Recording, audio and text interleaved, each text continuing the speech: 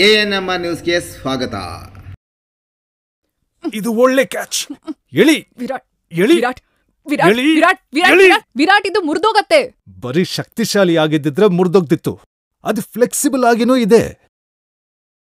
ನಮ್ಮ ಶ್ಯಾಮ್ ಸ್ಟೀಲ್ ತರಾನೇ ಅಲ್ವಾ? Shyam steel flexi strong TMT bar ಬಲವಾಗಿರುತ್ತೆ, ಫ್ಲೆಕ್ಸಿಬಲ್ ಆಗಿನೂ ಇರುತ್ತೆ. ಎಷ್ಟೇ ಬಿರುಗಾಳಿ ಬಂದ್ರೂ ಸಹ ಮನೆ ದೃಢವಾಗಿರುತ್ತೆ. TMT ಫ್ಲೆಕ್ಸಿ ಸ್ಟ್ರಾಂಗ್ ಇದ್ದರೆ ನಮ್ಮನೆ ಯಾವಾಗ್ಲೂ ದೃಢವಾಗಿರತ್ತೆ. ಚೌಡೇಶ್ವರಿ ರೂಪಿಂಗ್ ಸೊಲ್ಯೂಷನ್ಸ್, ಶ್ರೀನಿವಾಸಪುರ ರಸ್ತೆ, ಗೋಪ್ಸಂದ್ರ ಬಳಿ, ಚಿಂತಾಮಣಿ.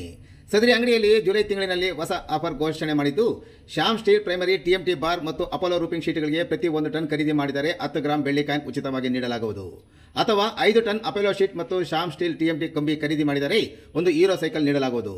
ಸದರಿ ಅಂಗಡಿಯಲ್ಲಿ Apollo, Tata, JSW, Jindal premium branded ಕಂಪನಿಯ ರೂಪಿಂಗ್ ಶೀಟ್ಗಳು ಅತ್ಯಂತ ಕಡಿಮೆ ಬೆಲೆಯಲ್ಲಿ ಮಾರಾಟ ಮಾಡಲಾಗುತ್ತಿದೆ.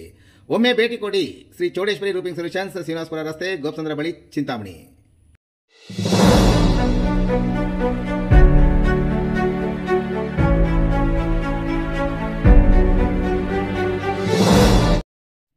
ಬೋಯಿಕೊಂಡ ಗಂಗಮ್ಮ ದರ್ಶನ ಮುಗಿಸಿ ಬೆಂಗಳೂರಿಗೆ ವಾಪಸ್ ಹೊರಟಿದ್ದ ಕಾರು ಐಮರೆಡ್ಡಿಹಳ್ಳಿಯ ಬಳಿ ಮೋರಿಗೆ ಡಿಕ್ಕಿ, 5 ಮಂದಿಗೆ ತೀವ್ರ ಗಾಯ. ನೆರೆಯ ಆಂಧ್ರ ಪ್ರದೇಶದ ಮದನಪಲ್ಲಿ ಸಮೀಪದ ಬೋಯಿಕೊಂಡ ಗಂಗಮ್ಮ ದೇವಾಲಯದ ದರ್ಶನಕ್ಕೆ ಹೋಗಿ ವಾಪಸ್ ಬರುತ್ತಿದ್ದ ಕಾರು ಚಿಂತಾಮಣಿ ಗ್ರಾಮಾಂತರ ಪೊಲೀಸ್ ಠಾಣಾ ವ್ಯಾಪ್ತಿಯ ಚಿಂತಾಮಣಿ ಮದನಪಲ್ಲಿ ರಸ್ತೆಯ ಐಮರೆಡ್ಡಿಹಳ್ಳಿ ಸಮೀಪ ಕಾರು ಚಾಲಕನ ನಿಯಂತ್ರಣ ತಪ್ಪಿ ರಸ್ತೆಯ ಪಕ್ಕದ ಮೋರಿಗೆ ಡಿಕ್ಕಿ ಹೊಡೆದ ಪರಿಣಾಮ 5 ಮಂದಿ ಗಾಯಗೊಂಡಿರುವ ಘಟನೆ ಭಾನುವಾರ ಸಂಜೆ ನಡೆದಿದೆ.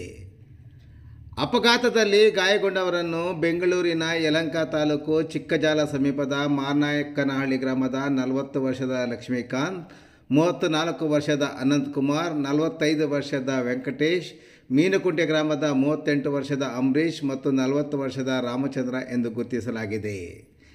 ಆಷಾಢ ಮಾಸದ ಪ್ರಯುಕ್ತ ನೆರೆಯ ಆಂಧ್ರ ಪ್ರದೇಶದ ಮದನಪಲ್ಲಿ ಸಮೀಪದ ಬೋಯಿಕೊಂಡ ಗಂಗಮ್ಮ ದೇವಾಲಯಕ್ಕೆ ಬೆಂಗಳೂರಿನಿಂದ ಕಾರಿನಲ್ಲಿ ತೆರಳಿದ ಈ 5 ಮಂದಿ ಅಮ್ಮನವರ ದರ್ಶನ ಮುಗಿಸಿಕೊಂಡು ವಾಪಸ್ ಬೆಂಗಳೂರಿಗೆ ತೆರಳುವಾಗ ಈ ಅವಘಡ ನಡೆದಿದೆ.